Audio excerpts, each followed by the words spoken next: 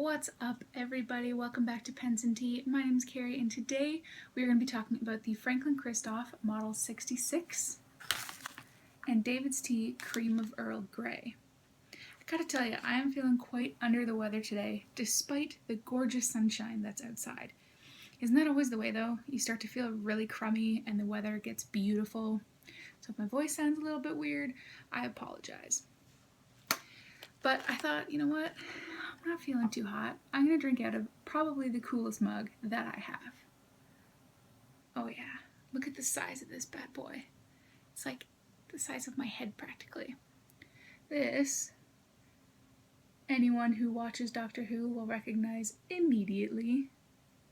And if I flip it around, oh, it's heavy. You can even see the more decals there. And it has a lid to help keep your tea hot, and you can actually see the steam coming out of it. Because I'm a nerd, and I like Doctor Who, and fountain pens, and tea. So, you know, deal with it. This tea, Cream of Earl Grey, is described as lovers of Earl Grey adore this creamy alternative to the original blend. Well, I'm sorry, David's Tea, I actually don't, but I'll get into that in a second. It has black tea, cornflower, marigold with natural flavoring. Use about 1 teaspoon per 240 milliliters. Steep for 47 minutes in 96-degree water. You can do a rolling boil. I haven't noticed the difference. I'm not a great fan of this one, to be honest. I love Earl Grey. Like, flippin' love it. But I don't know what it is with this one. I just don't really care for it. You can see like these little blue pieces here. Let me see if I can actually like get some. That's the cream part of the Earl Grey. It's like a vanilla flavoring almost. I don't care for it. It tastes like Earl Grey, but whatever they added to try and make it like a cream of, I'm not really a fan. Will I continue to drink the rest of this bag? I bought 50 grams of it. Yes, I will. Would I buy it again? No, I would not. That said, if you like kind of vanilla-y flavors, then you might enjoy that. Now I'm going to say that as a caveat in the sense of don't think of vanilla like sweet vanillas, like candy vanillas or anything like that. You would, like, it's totally different. Like, this is, like, legitimate, like, you took a vanilla bean, squished out the insides, and you ate that. I wouldn't quite call it bitter, but it's certainly not sweet. So, personally, I don't really care for it. But, anyway, that's what I'm drinking today out of my sweet tea mug, and let's get right into this fountain pen. Everybody, this is the Franklin Christoph Model 66. This is the antique glass finish, also affectionately known as the Coke bottle finish. It is a desk pen because it's very long, but really you can take it wherever you want. There is no clip, no nothing on this pen. It's basically just a complete cylinder that tapers towards the end. One nice thing before I get into this pen is that when you order a Franklin Christoph pen, it comes in this pouch, which is super convenient because, like I said, it's a very long pen. So it's very nice that it comes with its own pouch, and it's actually practical because instead of getting a pen coffin or a pen box that most people don't tend to use, this you can actually reuse whenever you would like. It also comes with some business cards. So it says Franklin Christoph. This one in particular is just his actual business card. So, you know, you can pretty much do with that with what you will. Comes with the lifetime warranty card as well, so that if there's ever any issues, you can contact Franklin Christoph and they'll take care of it, and it gives you their email address, so you want to hang on to that. And I got a nib upgrind, wow, you can tell where my brain's going. Upgrade, Ground by Mike Masayama. And he gives you a card certifying what you got done. So it is a 14 karat number 6 size, specifically medium cursive italic. And I'll get more into that later when I actually show you the writing sample. So getting that stuff out of the way, here's the pen. This one is a little bit different. You can actually see that there's 2 sections where you can kind of see some threads. When you turn the pen to uncap it, it only takes about just over a quarter of a turn, so let's just say half a turn, to unscrew it. And that is because the threads, if I drop the cap, are actually right here. The threads you see here are to unscrew the body. So when you are gripping the pen, you have nothing here. This is all body. There's no threads there that you can feel. There is, however, a noticeable step down. So if you hold your pen right here, you may have a little bit of issue. I tend to hold my thumb pretty much where the threads are, so that's kind of nice. And you don't really feel these at all.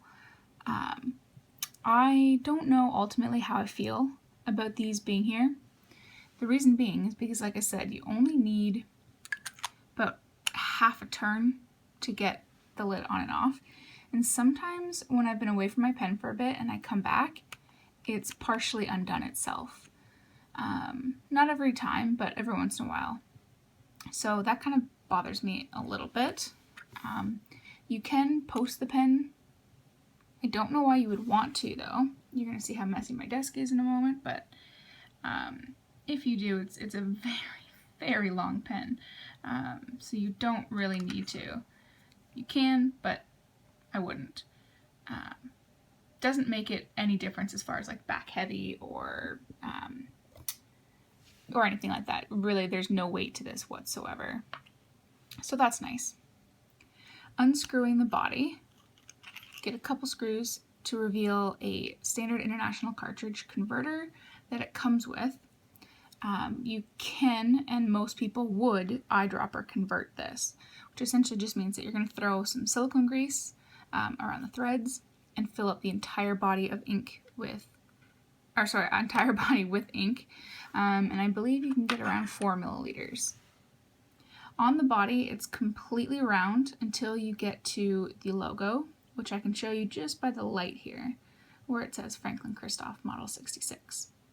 In person, it's actually really hard to see it because of the Coke bottle finish on the inside, which apparently I have a water stain on it. But I actually really like the look of it. It's really, really cool. One thing though is I kind of do wish that that whole finish carried right to the end instead of going to solid plastic.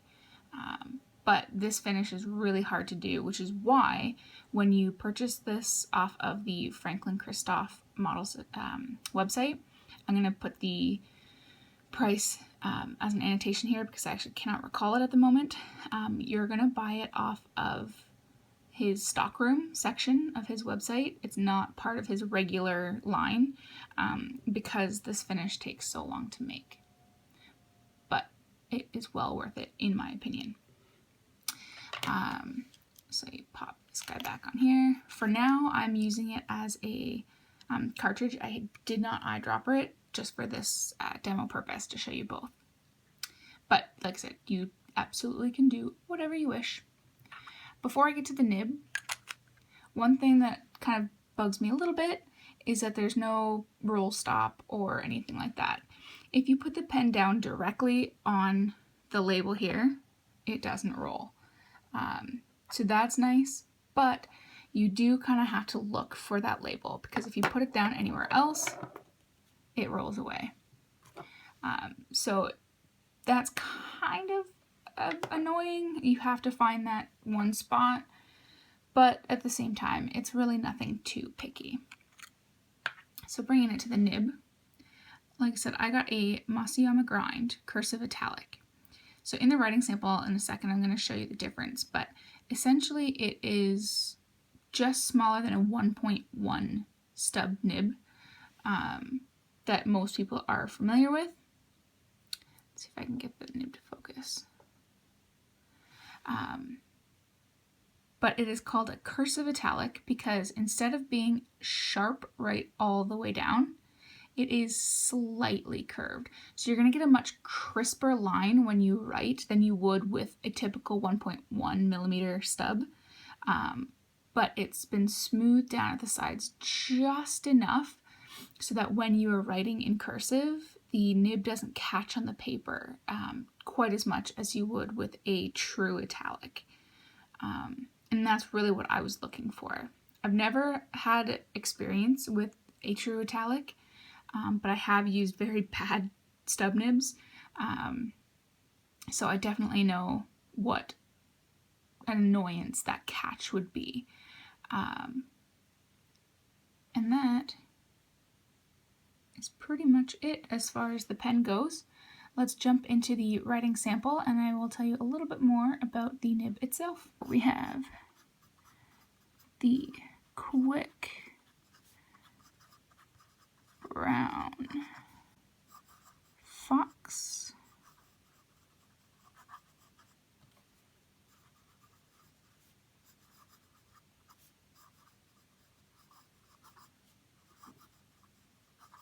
Jumps over the lazy dog. So you can already see here from the printing into the cursive just the difference that you'll get in line variation. Look at how crisp that is compared to the downstroke. That is the natural grind of this nib.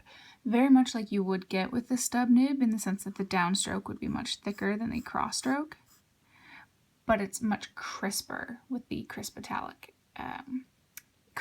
rather, than you would get in a stub.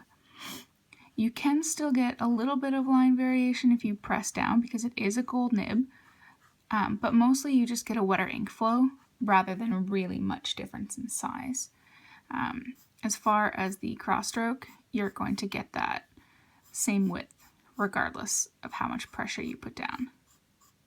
In fact, if you put down a lot of pressure when doing the sides, you notice that it tends to catch a little bit on paper.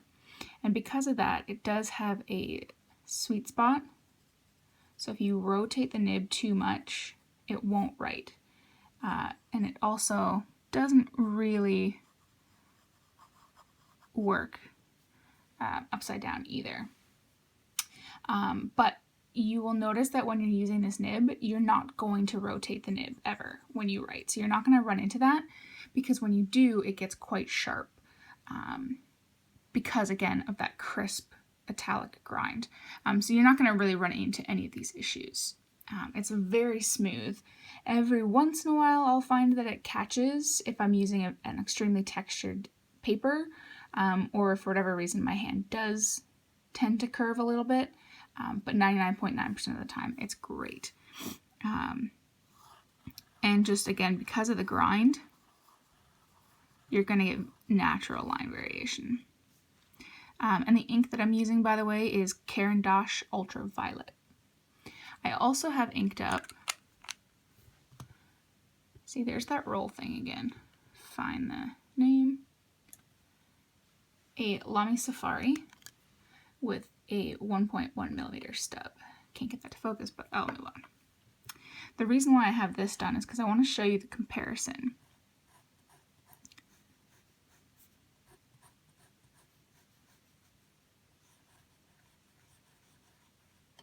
In here is Gerbon Blue Ocean.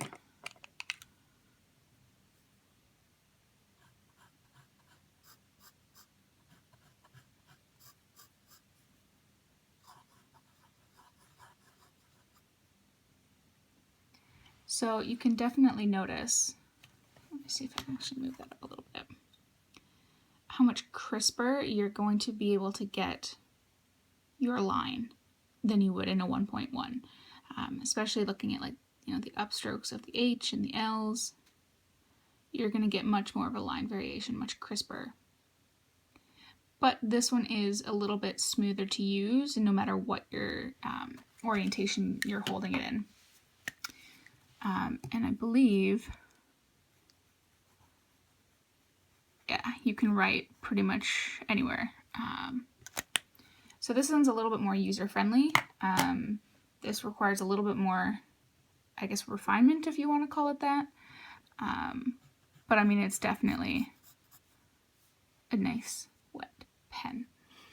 So overall, like I said, there's the two things that bug me a little bit, just the fact that this does come undone every once in a while, and you have to put the pen down at that angle in particular. Otherwise it tends to roll a little bit, but honestly, I love this pen. I would recommend it to anyone. You do not have to get a Masuyama grind nib. You can get steel nibs. You can, I mean, if you head to their website, they have a crazy amount of nibs that you can choose from, and the price will depend obviously on what you get. If you get a gold nib ground by Masuyama, that's one of the most expensive options, but I didn't have anything like that in my collection, so I decided to pull the trigger. But you can go with a steel nib. You can even go with a stub nib. You don't have to do that. You can get a fine nib, medium nib, broad nib, anything. Basically, almost anything that you can imagine, with the exception of an architect grind, you can pretty much get. So, guys, I really hope you like it. If you want to see anything in particular, leave all kinds of comments in the comment section below. If you like the video, please hit that like button. Subscribe if you have yet to do so. And as always, I will see you in the next video. Cheers, guys.